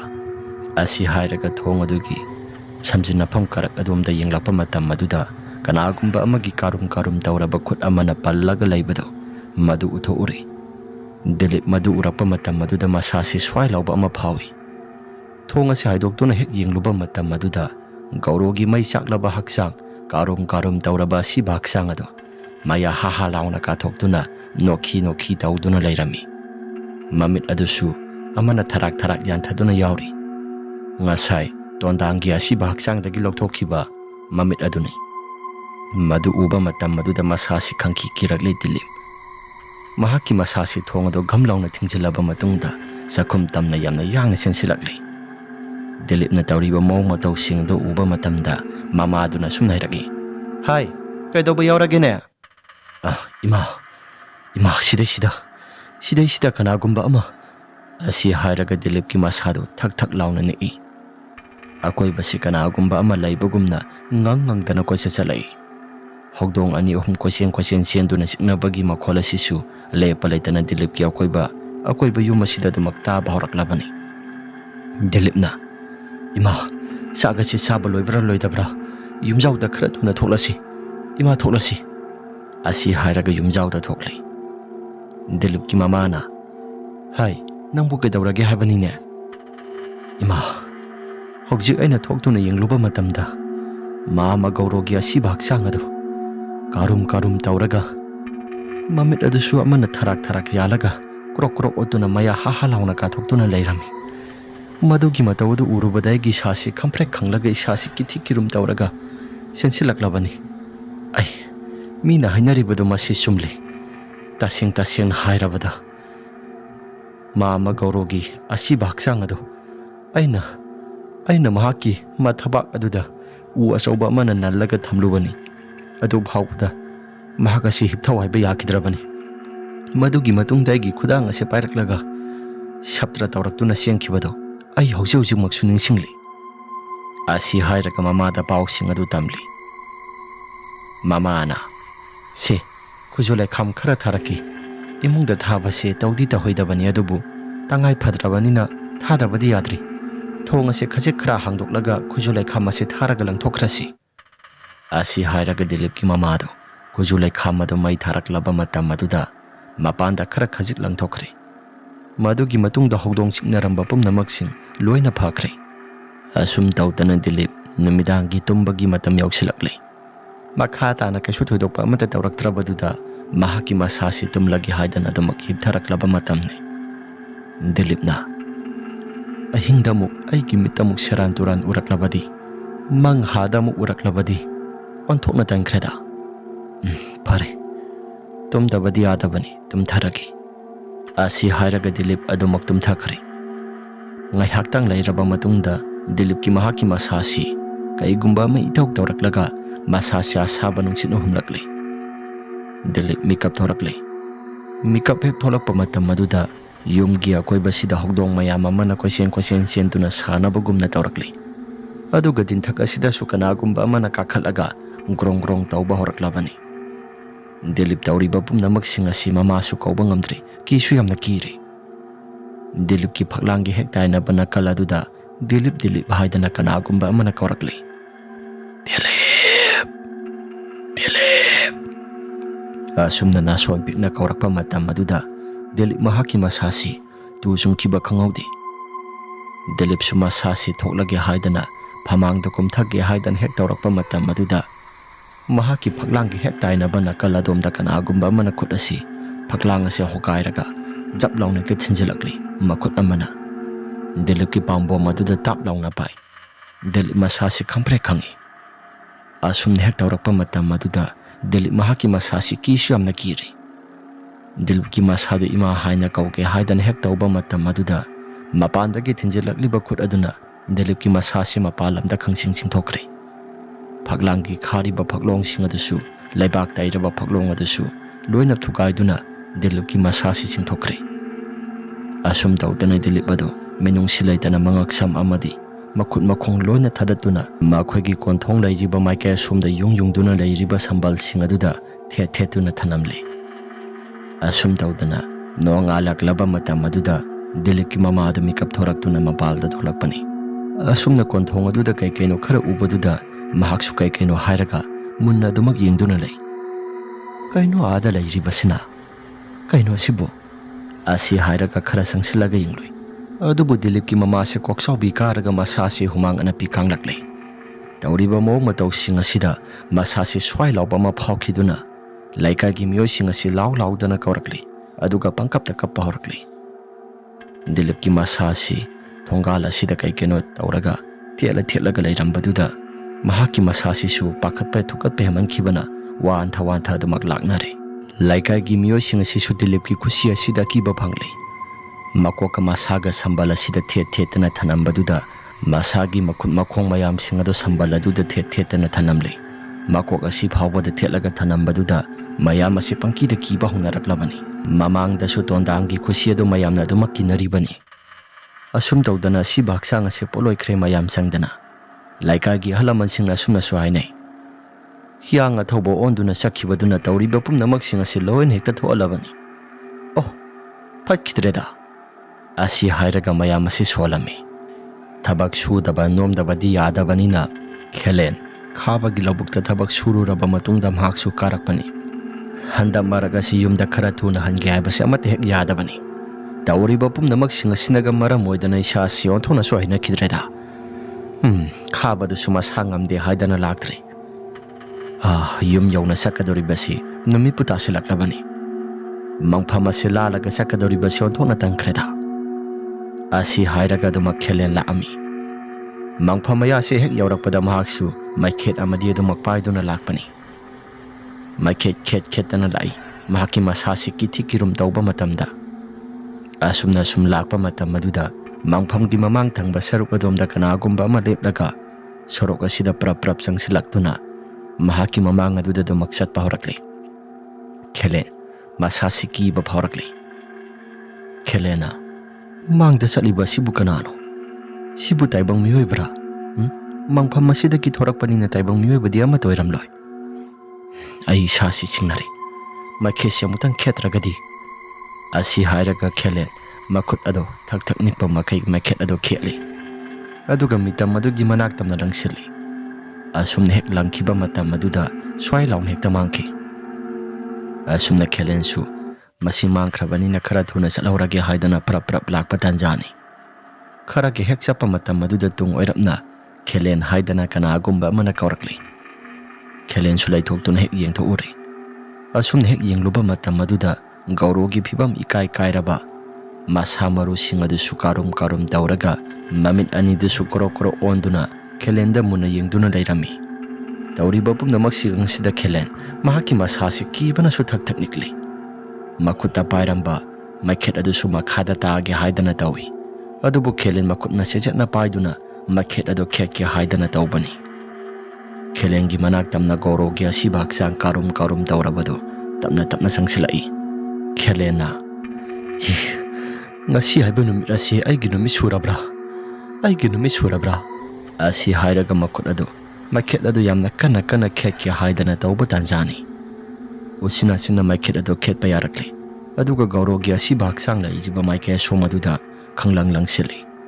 Gaurogi asiba haksang adu swai laung hekta mangki maingal adu phangba matam aduda.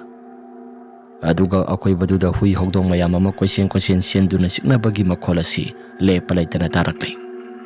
Hogdong mayam sing asina mangphamgi akoibaduda laidana koisen senduna khongbagi makhol asi Khelengi masada lepa laitana taba horakle.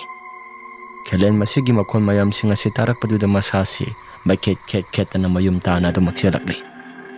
Asumna mayum hek yobaga masasi khara ne tarakle. Aduga yana kha pareng thangba saruk adumda kanagumba ama makhwang ikon kolaga mai sakpagi matau kumna lairambado madu utho ure. Khelen su madu hek yenglupaduda Gauro khangning ningsinglai.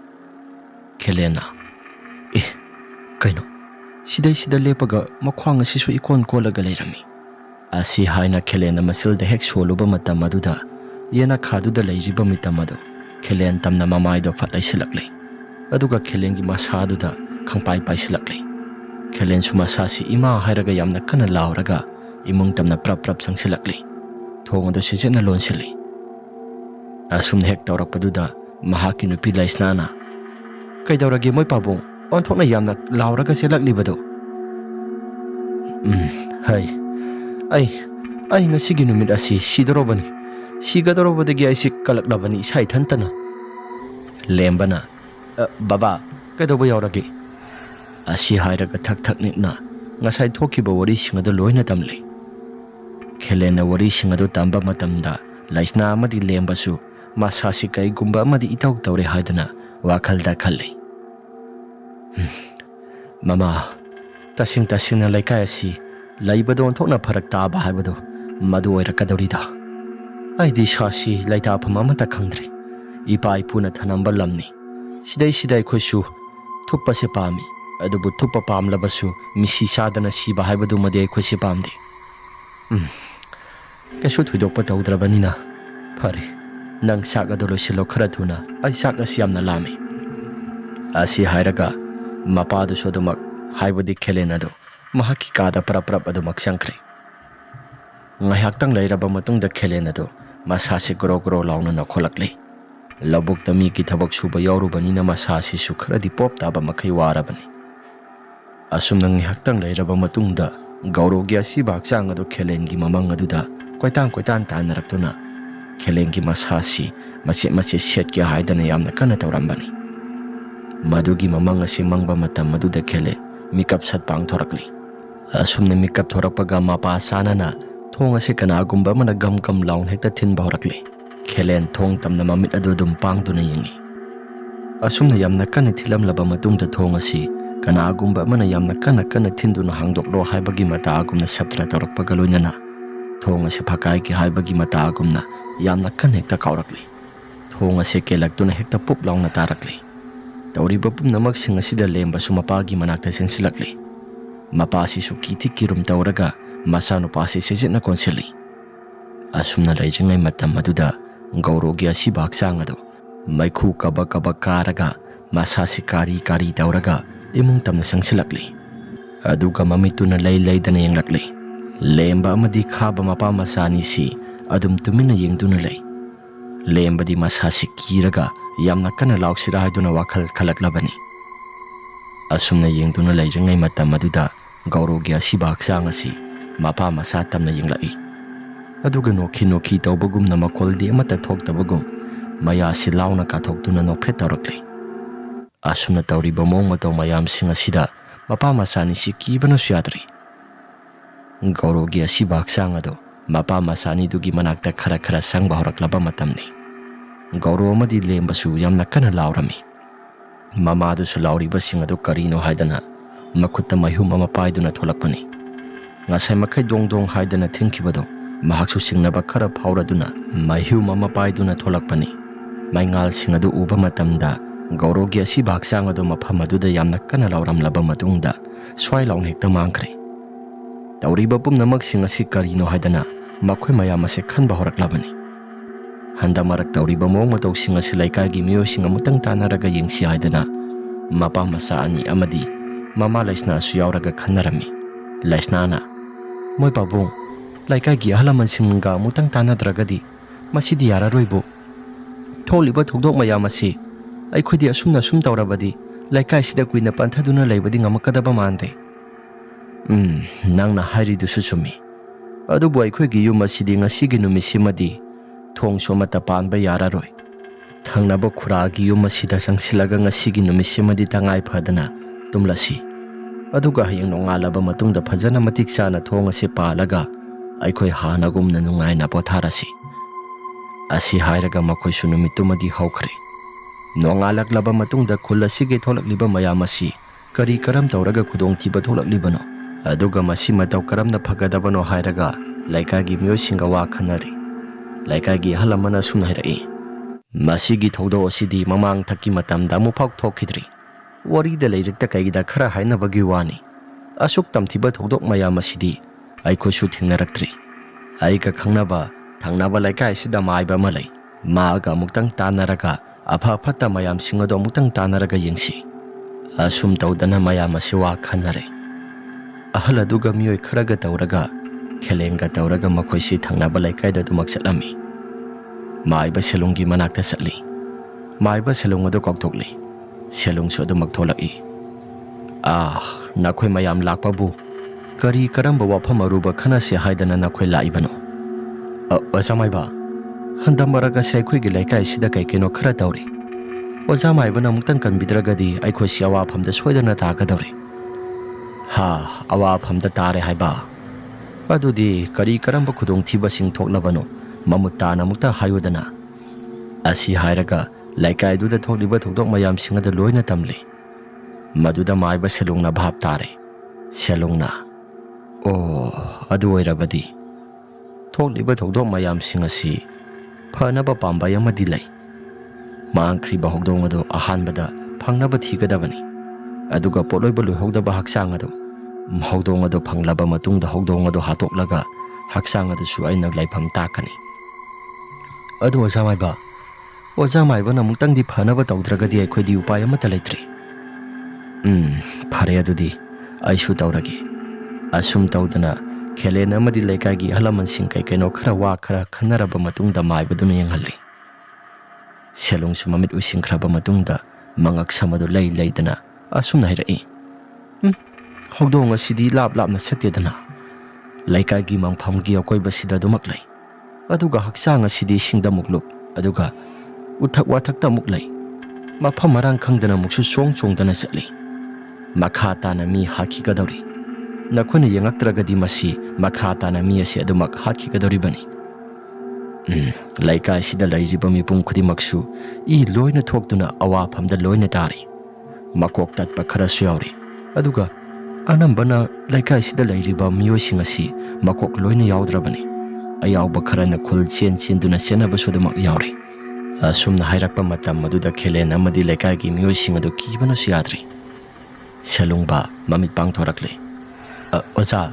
Ozana phanaba muktang tawbiro. Ai nakhoida karigumba khara haigi. Asi hairamlaba matungda selungba imung tamna dumak sangkhre. Aduga ngihaktang lairaba matungda adum tholakle. Makutei sing ama supai. Khujaida pairaklibi sing adum munna yenglaba matungda mantra khara sole. Aduga lakliba miyo sing asida piraga sumna hairai. Se Sigi sing yauraba ising asengba yauraba khujai siloksillo. Mangphamgi akoibadu chaithok aduga hogdong ado mafam aduda masi lengdana dumak lairamgani. Nakhoi mayam changlaga pharaga muktangdi hogdong ado warak watim tawraga madu pharaga tham. Hogdong ado madu hatpamakti yaroi. Ai laklaba matungda hogdong ado hatoklaga asiba haksang ado yengadabani. Oza hogdong asi aikhoina chaithokliba ising asi Sidagi mahaksu songlaga dumak sengkhiroidabro. Madugi wahang ado ai hanglakani haiba ai khangi. Hogdong asi aina piriba ising asina sairiba jaga asi lalaga kaidonungda satpa ngamloi. Madugi khudong saba lauraga nakhoina hogdong asi nampha phagadabani. Salo numit tadringai matam asida thogdo asi tawkadabani. Thaw asi pangthokpa losilausi numit pu hek tarabadi upay amata leiroi. Matam ase asum thengdakhragasu khudongthiba kaya marom ama lakpa yana leiribani. Salo afaba thabak tauba matamda thintaba phati. Asi hairaga khulgi miyosing adu maksakre. Aduga maiba silungna hairakpa pumnamak sing adu makhoisu loina tawri. Mangpham asigi akoibada hogdong adu leibra haidana ising adu saitholaga yengba matamda hogdong asi amna kana khongba horakli. Laikagi nahasing mayam sangduna hogdong asi phanaba haidana yamna kana tawrakli. Asum tawdana hogdong asi kochen sinduna du makhangli. Hogdong asi nampha pharaba matam aduda maiba silungbagi manakta purakki haidana tawi. Adubu maiba silungbana hana yorakpana hali. Hogdong asi phare haba mahaki masada khangli. Maiba silungbana ya hogdong asina kangkhiba miyoy adusu haksang asi phangba soidrabani. Kaisu thoidokpa tawraroida. Asi hairaga maiba silungbana hogdong aduda mantra kaino khara soli. Ising asingmasu khiksili. Hogdong adu yamna kana khonglamlaba matungda hogdong adu maphamarang khangdana mayang adu pungkang kanglaga du maksikri. Karigumba mata sada thaktabagi matawgumna masase mayang pungkang kanglaga du maksikrabani. Mayamna tawriba pumnamak sing asi ingangakna yengnai. Maiba silungbana hogdong asi sirabanina asiba haksang adu su laikagi khonang laijiba madugi mathakta tongduna leiri. Asi hairaga mayam asi pakhatpa thukatpa su mayam ama phaunarabani. Haibadi gaurogi asiba haksang adu su uthakta panduna leire haiba matam aduda makhoi mayam changduna yengnai. Gaurogi phiba maduna leirambaduda mayam asingak sungaklei. Aduga mamit aduna loina pungka karaga kaikhraba maktada kanagumba miyoiba amadagi lokthokpa mamit ama hapsinduna leirambaduda mayam asi ingangaklei. Gaurogi asiba haksang adusu khara pumli tawraklabani. Mayamna nahan makhai yamna wana thirakpa haksang adusu phangli. Maiba silungbana mathau mangam sing asi phajana pangthoklaba matamda shanti oina mahaki atama asisu lehengkhrasi. Asi hairaga laikagi mangpham tana purakli. Aduga ngasai sikhiba hogdong aduga pulap puna sanskar tawminare. Gaurogi asiba haksang asi andamukti maina pungtumtumna maning tamna sakre. Tawriba pumnamak si yenglaba matam aduda laikagi miyam pumnamak sing asidagi aikhoi nungaina ingna singna leiba phanglani khanduna adumak haraurami. Asum tawdana gaurogi mathau mangam sing asi loisilakpa matamni. Maiba silungna nakhoi kuine sangna awa phamda tagadoroba thogdok kaya marom ama mayoknagadabado kaisu thoidokpa somata tawdana. Nakhoi matang matam sana ngalingai matamda khalobasi masi yamna pharabani. Hoi miyoi ama nigi punsibudi mangkhre adubu matang matam sana kalobasi madi nakhoi yamna pharabani. Matung manaudi asigumba thogdo asi misibina thokpa matamda hui hogdongna amata kalhangano. Huina kangkhibadudi haina tanaba phangba yai. Adubu hogdongna kangkhibadudi tanabada khara wana su thokpa maramna nakhoi phangbada su wakhibani. Maduna maram oduna makha tana masida dumak sangthana tamnaba pumnamak sing asi tawrakpani.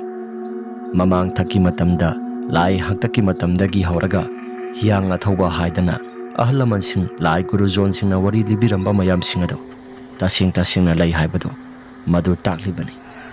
Haujikangi naha sing lairik laisu hairaba naha sing na mawa lawdebani haidana madu tawbado madu tahoninde. Asi hairaga maiba silungado mahaksu kaino khara tawraga laison tinson khara tawraga laikai si ngakthok singdoknabagi damakta ya kaino khara tawrami. Khelena sumna khali mi siba matamda hui hogdongna kalhanganu phate hairibasidi masigi oreko. Laikai sida thokliba thogdo wathok mayam asi asigumna thogdo asi amata su thokhibasu leitri. Matung manauda mi poloiramdagi matam aduga poloiringai matamda cheksin sajina honaba haibasi masi yamna mathau tare. Asi hairaga Khelena khankre. Masigi matungda kaisu thoidokpa amata hek tawkhidri. Laikai du yamna ingna sikna nungai yaifana dumak laikre. Wari ase matang asida loisinjari. Wari ase like amadi subscribe share tobiramu haiduna haijari. Phare mayam adudi ngasigidi matang asida loisinjaragi. Mathangi warida mohna thengnarasi.